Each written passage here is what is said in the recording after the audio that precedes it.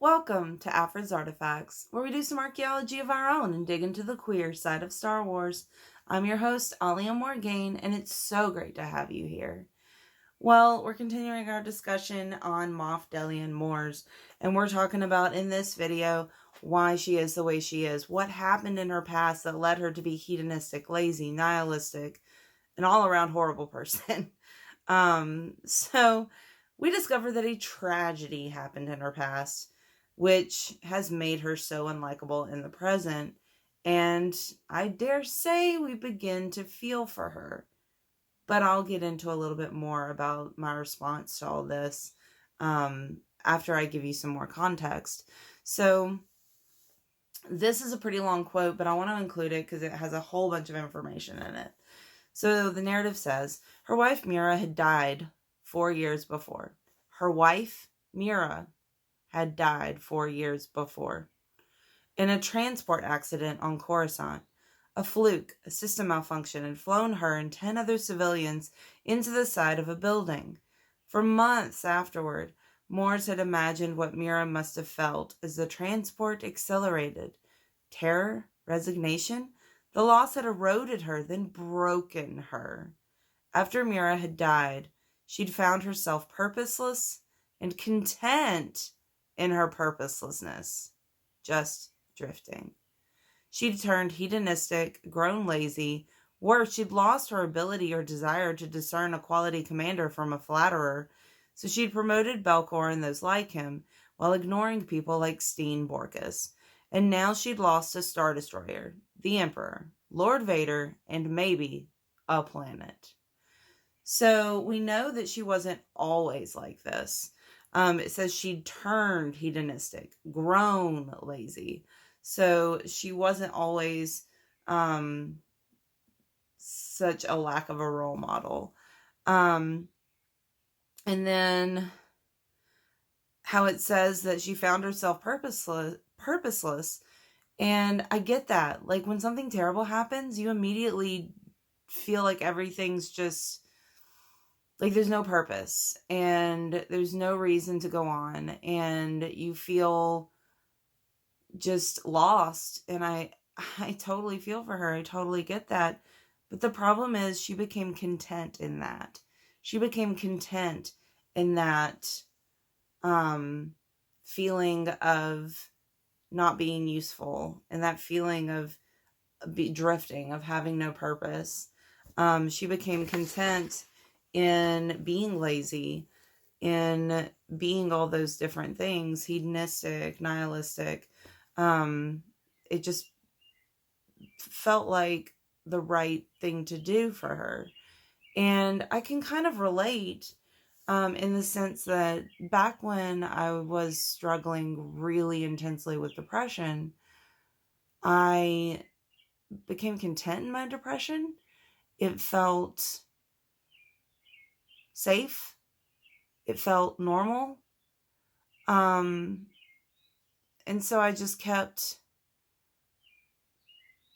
I didn't really try too hard for a period of time, at least, to get out of it because it just felt so comfortable and so just usual for me.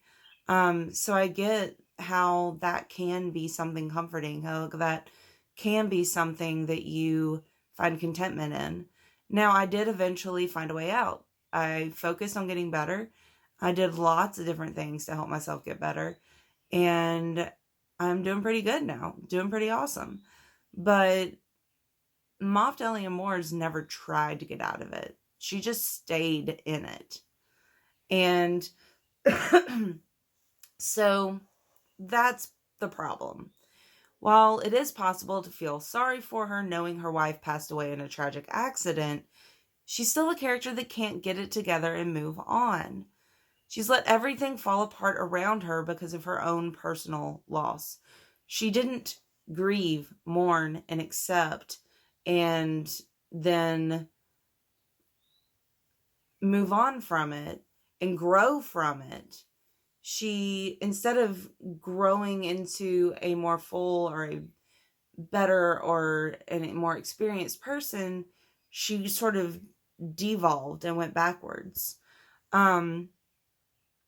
So there is the whole thing of, while I understand we're not meant to root for the Empire, and so her lack of oversight could be seen as a good thing, since Chom Syndulla was able to make headway, if you look at it from the Imperial perspective, she has allowed her planet to descend into chaos, and that is unforgivable. So, although she may be relatable in her tragedy, there's certainly nothing in her to look up to. She doesn't show how to grow and move on after tragedy. She just devolves and stays stuck in some new depressive ways. And of course it's a lot more than that. I mean, she's all these other things: hedonistic, lazy, nihilistic, all these really negative qualities. So I'm always searching for LGBTQ characters that can be role models, and she is not it. And she is the very first one in the new canon, and that makes me very, very sad. Why is the first queer character in canon such a terrible person? It bugs me. It bugs me real bad. So I'd love to know what you think about all this. Do you think her tragedy, do you think it warrants her actions? What do you think about her being the first portrayal of a queer character in canon when she is such a terrible person, when she can't grow and move on? Do you relate to her?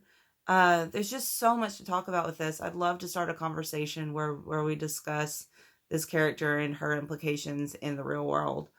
So now that I've gotten a couple videos on this character in the bag, I can now finally do my video on how the Empire sees queer people, which I'm super excited about. So next week, we're going to be talking about Moff Delian Mors. We're going to be talking about Sinjaroth Velas from the Aftermath trilogy, and the short story of MSC6 and Men from the From a Certain Point of View, A New Hope edition. And we're going to talk about how the Empire sees queer people, how they treat queer people, what their views are, all those sorts of different things. Super excited to talk about that and start another conversation. So remember to like the video, subscribe to the channel, follow me on Twitter at Alia Morgain, and peruse my blog of the Star Wars Review.blogspot.com. May the Force be with you.